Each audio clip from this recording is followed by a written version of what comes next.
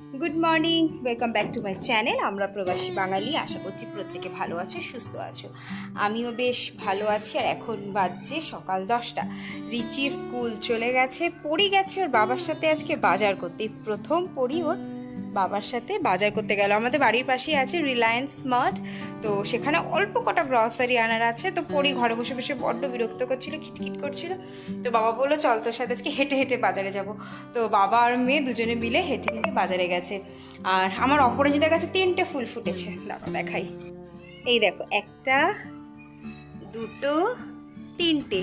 যদি এগুলো না সেই থোকো অপরাজিতা না, যেগুলো আরও অনেক ঘন ঘন পাপড়ি হয়।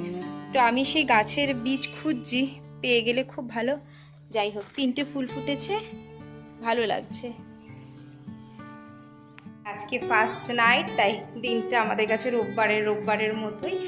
তো মানে একটু খাওয়া দাওয়া করবো। খাওয়া দাওয়া মানে কি, আমাদের এখানে তো ভালো কিছু না, সেই মানে এক পোনা মাছ আর চিকেন এই খেতে হবে। তো আজকে বললো যে ফ্রায়েড রাইস আর চিকেন খাবো, সেই বানাবো।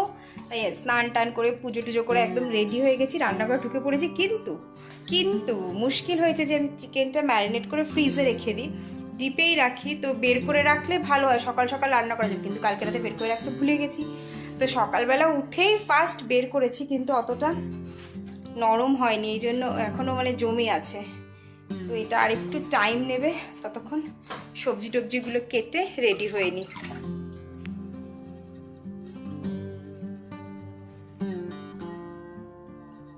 আজকে স্নান টান সব হয়ে গেছে, একদম রেডি হয়ে নিয়েছি, তাই একদম।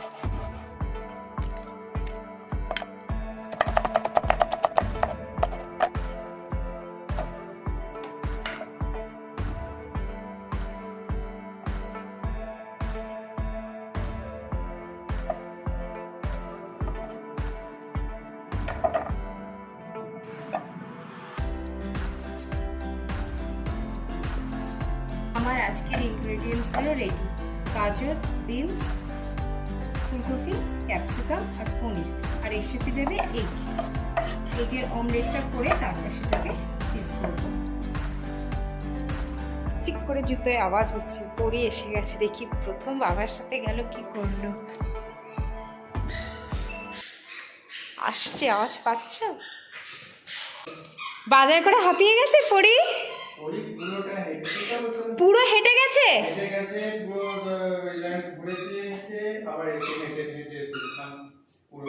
একটুও বিরক্ত করেনি? বাবা অনেক ঘুরিয়ে এনেছে তোমাকে, তুমি তো বাজার করে শিখে গেলে। চলে এসো। কি এনেছো? চিজ? দেখি, দেখা আমাকে কি এনেছিস তুই বাজারে। হ্যাঁ, বলছে আমি চিজ এনেছি। চিজ এনেছো? Cheese ball. আচ্ছা, এইটা এনেছো, দাও। আর কি কি এনেছো আমি বের করে দাও, হেল্প মি। ওই নিয়েছে ব্রেড, দাও। Thank you. মাকে হেল্প করতে হয় তো। এটা কি? এটা কি? বিস্কিট। আর কি এনেছো? ম্যাগিও এনেছো, দাও। কিন্তু ম্যাগি খেলে তো বাবা বকবে। বকবে না? তুমি বলো ওটা কি এনেছো? কি এটা? জুস না, এটা কি? এটা কিসের ছবি? বা ব্রেডে লাগিয়ে কি খাও তুমি? বাটার? হ্যাঁ, ভুলে গেছে গো, এটা বাটার। আমি রেখে দিই, ফ্রিজে রেখে দিই। আর কি এনেছো দেখাও আমাকে। আর কি এনেছো? আর লিবু। পারছো না লিবু তুলতে? দাও আমায় দাও। এই যে এটা কে খাবে? তুমি খাবে। আচ্ছা বিলটাও আমাকে ধরিয়ে দিয়েছে তোমার মেয়ে। এটা বাবা বিল পে করে দিয়েছে, আমার লাগবে না, তুমি খেলো। থ্যাংক ইউ পরি। আমার লাগবে, আমার এটা বাবাকে দিয়ে দাও। বাজার করে খুব হাঁপিয়ে গেছে, এই দেখো এসে বলছে মা আমি হাঁপিয়ে গেছি, শোবো আর জুস খাবো।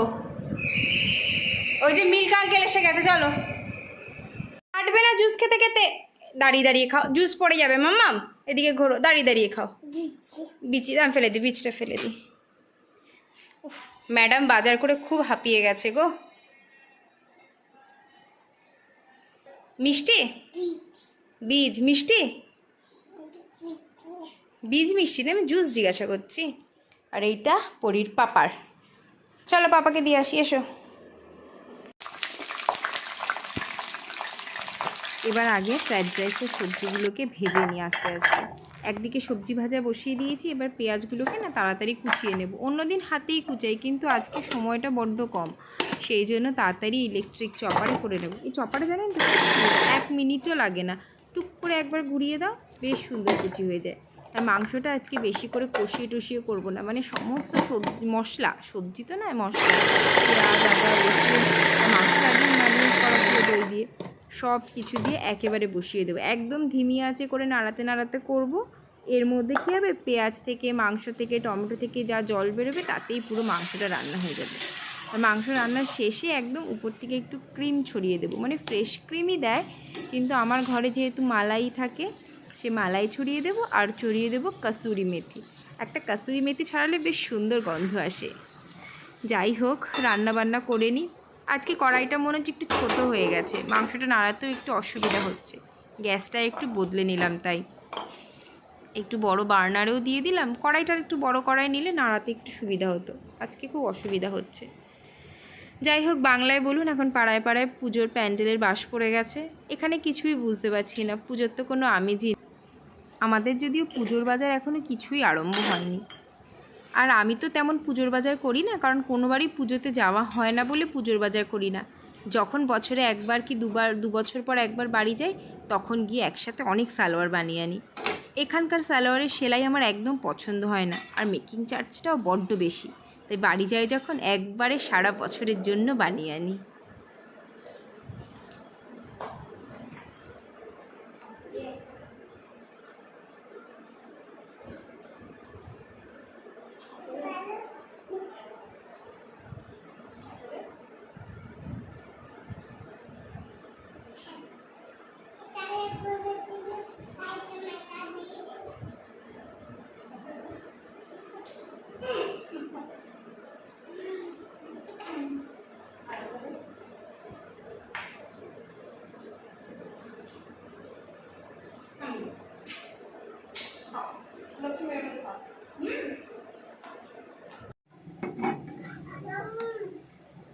হ্যাঁ যেটা বলছিলাম, এইবার তবে পাঞ্জাব থেকে কয়েকটা সালোয়ারের পিস কিনেছি, একদিন আপনাদের দেখাবো।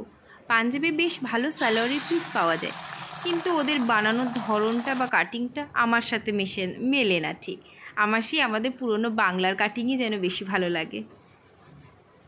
এবার ডিমগুলোকে বেশ সুন্দর করে না একটু ডাইসের মাপে কেটে নিই। আপনাদের সাথে গল্প করতে করতে রান্না করলেও রান্নাটাকে বেশ কষ্ট মনে হয় না, তাড়াতাড়ি বেশ হয়ে যায়।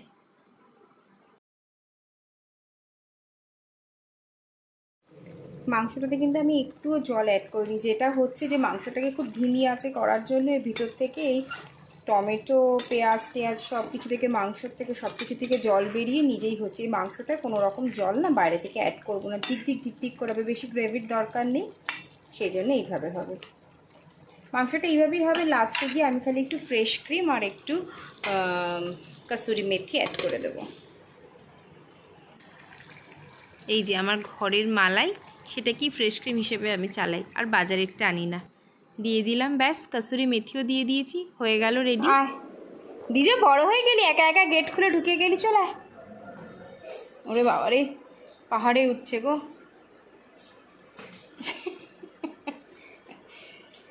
এই ব্যাগ দেখো, দেখো কাজ দেখো, ব্যাগটা এখানে ফেলে দিল।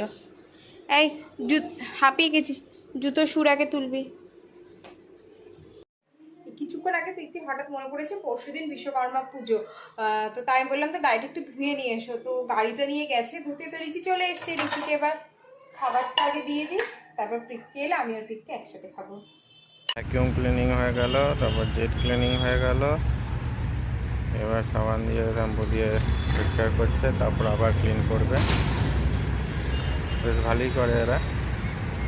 এই নিয়ে সেকেন্ড টাইম করাচ্ছি এখানে। সাবান শ্যাম্পু দিয়ে ধোয়ার পর আবার জেট ক্লিনিং করছে। এটা সব ফাইনাল হওয়ার পর এবার টায়ারকেও কিছু একটা আছে, ওই টায়ার আর এই ব্ল্যাক পয়েন্টগুলো ইয়ে করছে যাতে চকমকিয়ে যায়, শাইনিং করে, শাইনিং কিছু লিকুইড দিচ্ছে। পৃথ্বী বাড়ি চলে এসছে, এবার আমরা খেয়ে নেব।